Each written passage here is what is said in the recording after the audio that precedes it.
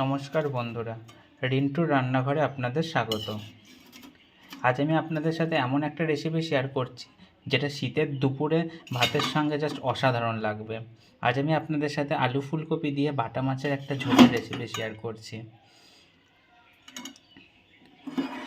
তো এই রান্নাটি করতে আমার যে উপকরণগুলি লাগবে সেগুলি হলো, দেখুন আমি বাটা মাছটাকে ধুয়ে রেখেছি। আজ বাটা মাছগুলো আমি বড় পাইনি, তো আমি ছোটো মাছগুলো দিয়ে আজকে রান্নাটা করব।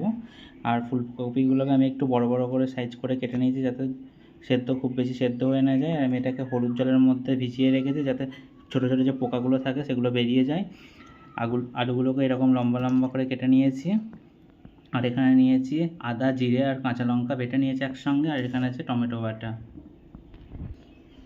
এবার সবার প্রথমে আমি মাছটাকে ম্যারিনেট করে নেবো। সিম্পল ম্যারিনেট, নুন আর হচ্ছে হলুদ গুঁড়ো,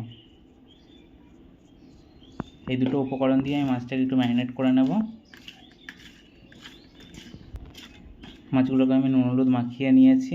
মাছগুলো একটু বড় হলে খুব ভালো হতো, কিন্তু কিছু করার নেই, যেহেতু আমি ছোটো মাছ পেয়েছি তাই ছোটো মাছ দিয়েই করছি। আমি কড়াই বসিয়ে দিয়েছি। এবার মাছগুলো ভাজার জন্য এখানে পরিমাণ মতো সরষের তেল দিয়ে দিচ্ছি। তেলটা একটু গরম হোক। দেখুন তেলটা গরম হয়ে গেছে। এবারে আমি একটা একটা করে মাছগুলো ছেড়ে দেবো।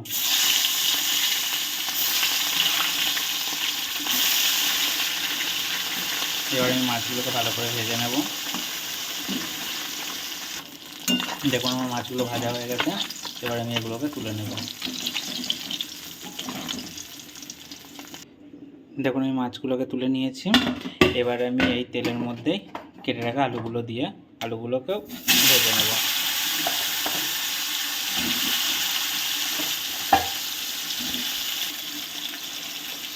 আলুগুলো ভাজার সময় আমি একটু নুন আর একটু হলুদ গুঁড়ো দিয়ে দিচ্ছি।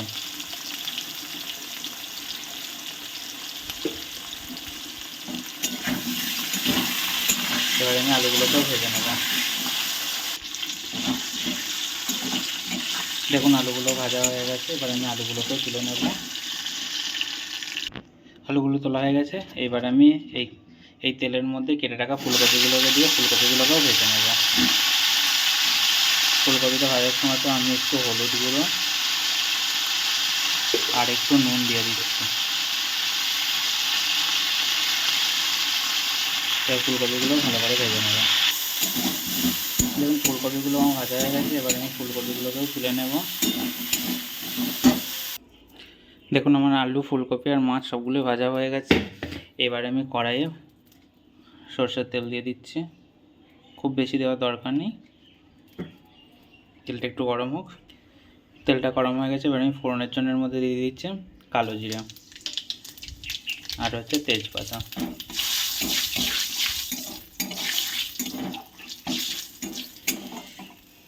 ফোড়নটা আমার ভাজা ভাজা হয়ে গেছে। এবার আমি এর মধ্যে দিয়ে দেবো আদা, জিরে আর কাঁচা লঙ্কা বাটাটা।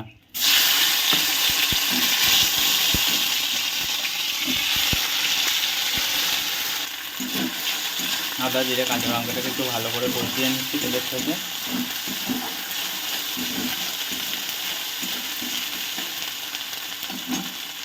দেখুন আমি আদা, জিরে আর কাঁচা লঙ্কাটা খুব ভালো করে কষিয়ে নিয়েছি। এবার আমি এর মধ্যে দিয়ে দেবো টমেটো বাটাটা। টমেটোটাকে ভালো করে কষিয়ে নিতে হবে। যতক্ষণ না টমেটোর কাঁচা গন্ধটা না যাচ্ছে ততক্ষণ টমেটোটাকে ভালো করে কষিয়ে নিতে হবে। দেখুন আমি কতটা ভালো করে কষিয়ে নিয়েছি আর মশলার গা থেকে তেলও ছেড়ে দিচ্ছি। এবার আমি এর মধ্যে কিছু গুঁড়ো মশলা অ্যাড করছি। হচ্ছে ধনে গুঁড়ো,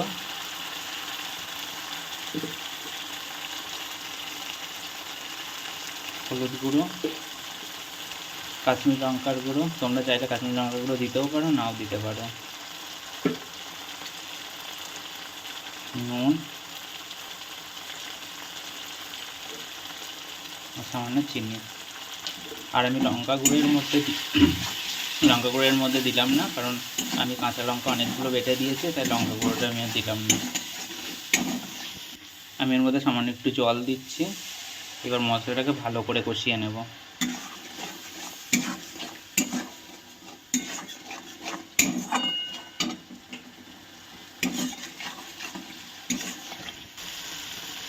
দেখুন মশলা কাটার কতটা ভালো তেল ছেড়েছে, মশলাটা আমি খুব ভালো করে কষিয়ে নিয়েছি।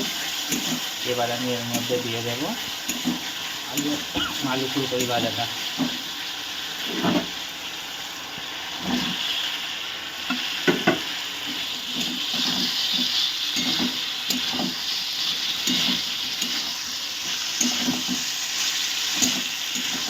আলু ফুলকপিটা ভালো করে মশলার সঙ্গে মিশিয়ে বেশ খানিকক্ষণ কষিয়ে নেবো। যত ভালো করে কষাবে তত রান্নার টেস্টটা দ্বিগুণ হয়ে যাবে। তাই আলু ফুলকপিটাকে ভালো করে কষিয়ে নেবে মশলার সাথে।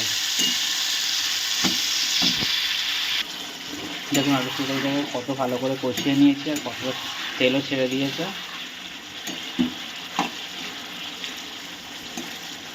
আপনারা খুব ভালো করে আলু ফুলকপিটাকে কষিয়ে নেবেন। আমার আলু ফুলকপিটা কষানো হয়ে গেছে। এবার আমি সেদ্ধ হওয়ার জন্য এর মধ্যে পরিমাণ মতো জল দিয়ে দেবো।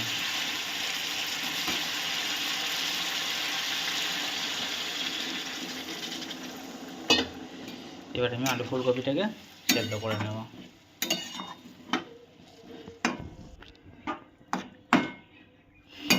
এবার আমি চাপা দিয়ে আলু ফুলকপিটাকে সেদ্ধ করে নেব।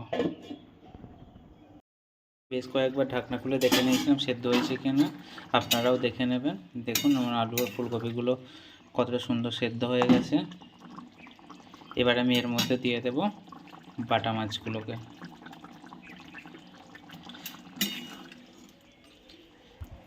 আমি 1 মিনিট ভালো করে ফুটিয়ে নামিয়ে নেব।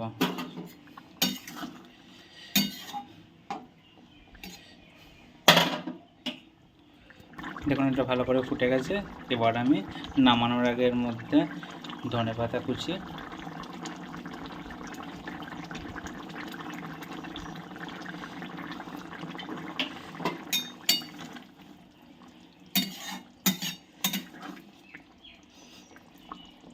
তোমাদের যদি আমার এই আলু ফুলকপি দিয়ে বাটা মাছের ঝোলের রেসিপিটি ভালো লাগে তাহলে একটা লাইক, কমেন্ট আর একটু শেয়ার করে দেবেন। এবার আমি এটাকে নামিয়ে নিচ্ছি। দেখা হবে আপনাদের সাথে নেক্সট ভিডিওতে। ততক্ষণের জন্য টাটা।